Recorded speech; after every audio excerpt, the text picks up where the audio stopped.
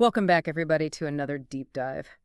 Today we're going to be tackling a really captivating story, almost mythical, and it's about Nicolae Dobrin. He's a Romanian football legend, and he is considered one of their most naturally gifted players, but looking at his career, it's kind of marked by this, unrealized potential. Yeah. And, you've given us a fantastic mix of sources here, articles, biographical snippets, even a personal interview. So Right. our mission, I guess you could say, is to unpack all this. It's fascinating because, we're going beyond the simple match stats. We're going beyond just like his wins and losses.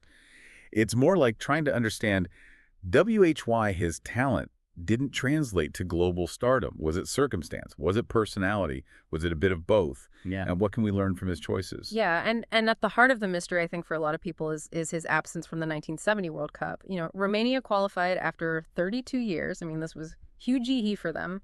And Dobrin doesn't play a single minute. But before we get into that, let's rewind to the beginning. This guy was a prodigy. Debut at 14 years and 10 months old. Youngest player in the Romanian league ever. Even in sports where we think of young talent emerging all the time, this is almost unheard of. Right, and he earned the nickname the Wizard of the Ball, which, that right away sparks curiosity. It wasn't just that he was good, there was something magical about his style, right? Yeah. The sources describe his dribbling as elegant, his presence on the field was captivating. But it wasn't just flair. Dobrin had this deep understanding of the game. It's like he could see the entire field, anticipate his teammates' moves. He wasn't just playing, he was orchestrating. Yeah, there's this one detail that really stood out to me. He always played with his head up, looking for the next move, like the great directors in football history. It wasn't about scoring himself, but dictating the flow. Exactly, which makes his World Cup omission even more baffling. So let's dig into that. What do the sources say about why Dobrin was benched? Well, we have the official explanation. Unsportsmanlike conduct. Which is incredibly vague and just feels like it's hiding something, right? Right, and then we get the rumors. Whispers of a Dynamo conspiracy. To understand this, our listener needs context. Dynamo Bucharest was the powerhouse team in Romania, with ties to the government. So these whispers carry a lot of weight. Yeah, and this is where the poker game comes in. One source, an interview, claims Dobrin won a huge sum of money from teammate Radu Nunweiler, $9,000 and 4,000 German marks. Who played for, you guessed it, Dynamo. Oh, wow. And it gets even spicier. The source alleges that Dynamo players Cornel Dinu and Mircea Lucescu reported this to the coach. So whether the poker game was the sole reason or just a catalyst, it highlights the potential for resentment and the power dynamics at play. Yeah, adding fuel to the fire, we have Angela Niculescu. He was the national team coach at the time. And he publicly criticized Dobrin's lifestyle, his commitment. There was this quote that's almost become infamous. Dobrin, a fotbalist cu umbrella no s-a nascut, which means Dobrin, a footballer with an umbrella, was not born. It's such a powerful image, right? Niculescu valued discipline, toughness, unity above all else. But it does make you wonder, were there personal biases at play? Or was he under pressure to maintain a certain team dynamic, perhaps influenced by Dynamo? Yeah.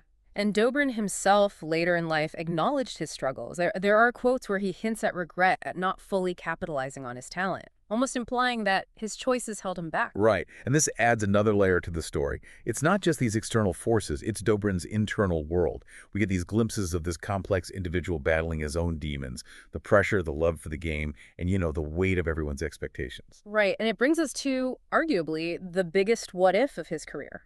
Real Madrid. The story goes that they offered $2 million for him, which was just an astronomical sum at the time. But Romanian dictator Nicolae Ceausescu stepped in and blocked the transfer. Can you imagine? It's about more than football at this point. Ceausescu viewed athletes, especially ones as gifted as Dobrin, as national symbols, as propaganda, allowing him to play for a club in Franco's Spain during the Cold War. That was a huge EE statement. Right. But then, years later, Dobrin tells a different side of the story. He claims AG preferred life in Pătesti with his family. That he wasn't fully convinced by Real Madrid's training, which he found too rigid. This is where it gets really interesting for our listener. Is this Dobrin being honest about his priorities? Or is it a way to rationalize the missed opportunity? It speaks to how complex human motivations are. We tell ourselves stories to make sense of our choices. Absolutely. It's all so layered. So what did happen next for Dobrin? Did he achieve the success his talent seemed to promise? Well, he did win 2 Romanian league titles with FC Arye, proving his loyalty to his hometown club. But the question lingers, what if he'd taken a different path? Mm. Yeah, he remained a beloved figure in Romanian football, but those what-ifs are impossible to ignore. What's striking to me is how much the sources emphasize Dobrin's connection to Pitești, his hometown. It seemed to be this, core part of his identity. Yeah, it really does come across as this love story between a player and his city. He could have chased fame and fortune elsewhere, but something kept him rooted there, even with Real Madrid knocking. Right, and that's what makes that whole saga so fascinating. It wasn't just Ceausescu's decision. There seems to have been this genuine pull towards Pitești, towards family, towards the comfort of home. Yeah, like he found a sense of belonging there that transcended international acclaim, which when you think about the political climate back then is even more significant. Absolutely. Romania under Ceausescu was tightly controlled. Athletes, especially someone as gifted as Dobrin, they were seen as national assets, almost like propaganda tools. So him going to Real Madrid would have been a huge blow to the regime, almost like a defection. Exactly. The fact that Ceausescu allegedly intervened personally shows how highly Dobrin was regarded, not just as a footballer, but as a symbol of Romanian pride. Right. But even with those external pressures, the sources kind of hint at Dobrin's internal struggles too. There are stories about this rebellious streak, a tendency to prioritize enjoyment over strict discipline. And some might argue that contributed to his unrealized potential, right?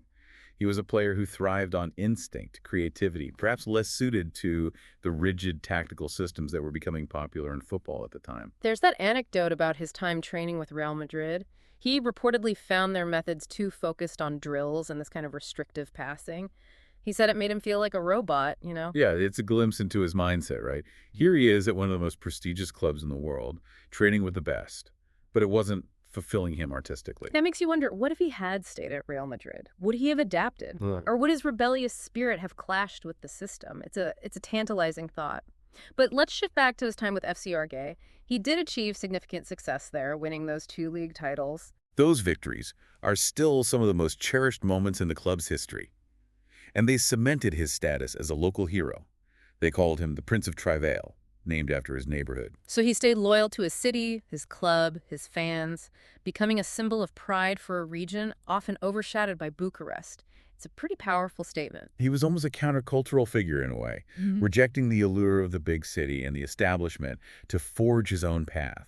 And then you have those anecdotes about his off-field personality, the late nights, friendships with priests, his love for poker. It creates this fascinating contrast on the field, this disciplined, almost ethereal presence, and then off the field, more down-to-earth, even mischievous. He seems to have been full of contradictions, which just adds to the mystique. But beneath it all, the sources convey his love for the game, his unwavering commitment to his town. And that's what makes Dobrin's story so captivating for our listener. He wasn't just talented, he was this complex human navigating fame, politics, his own demons. And ultimately, it seems like his greatest triumph was finding belonging and purpose right where it all began, in Pitești. Even if it meant sacrificing a shot at global superstardom. So how did his career wind down? What legacy did he leave? Well, after retiring, he actually went on to manage FC Arge, guiding the next generation of players. Passing on the torch, ensuring his legacy lived on. And when he died in 2007, at just 60 years old, it was a huge loss for Romanian football. Thousands attended his funeral. The sources describe a city in mourning, bidding farewell to their prince. His legacy goes beyond stats. He embodied a spirit, a flair, a connection to the soul of Romanian football that still inspires today. He showed that you can achieve greatness without compromising your values or forgetting where you come from. Yeah, it's amazing how his story still resonates, even today. I mean, his name is practically sacred in Romania, and his legend seems to just grow with each passing year. There's this almost mythical quality to him, that what could have been. It hangs over his career and just sparks these debates among fans and even former players. There's this one quote from a teammate that really stood out. He said, "Hagi was a phenomenon, but he only had one foot. Dobrin was a magician with both." Wow. Even when compared to other Romanian greats, there's just this sense of awe about his talent. It highlights that enduring fascination with his playing style. He wasn't just effective, he was beautiful to watch. There was this grace, this artistry that transcended the tactical side of the game. And it makes his absence from the 1970 World Cup even more tragic, right? Like, we were robbed of seeing him on that stage, testing his skills against the best. It's a reminder that even in a sport as seemingly objective as football, External forces and personal choices can prevent a player from reaching their full potential. What impact could he have had on that tournament? On Romanian football? On the global perception of the game itself? It's a question that will never be answered. And perhaps that's part of what keeps his legacy so alive. The mystery, the what-ifs, the feeling that we only glimpsed his true brilliance. It's powerful. So as we wrap up this deep dive into Nicolae Dobrin's life and career, what's the one key takeaway you hope our listener will walk away with? I think it's this. Dobrin's story shows us that greatness can take many forms. It's not always about worldwide recognition or a cabinet full of trophies. Sometimes it's about the impact you have on your community, the loyalty you show to your roots, the inspiration you give to others. And maybe it's about the courage to make choices aligned with your values, even if it means taking a less traveled path. Dobrin's life proved that true fulfillment doesn't always come from chasing the biggest prizes, but from finding meaning and purpose in the things that truly matter to you. Beautifully put. And you never know, maybe there's another fascinating figure whose story we can explore in a future deep dive. But until then, keep exploring, keep questioning, and thanks for joining us on the deep dive.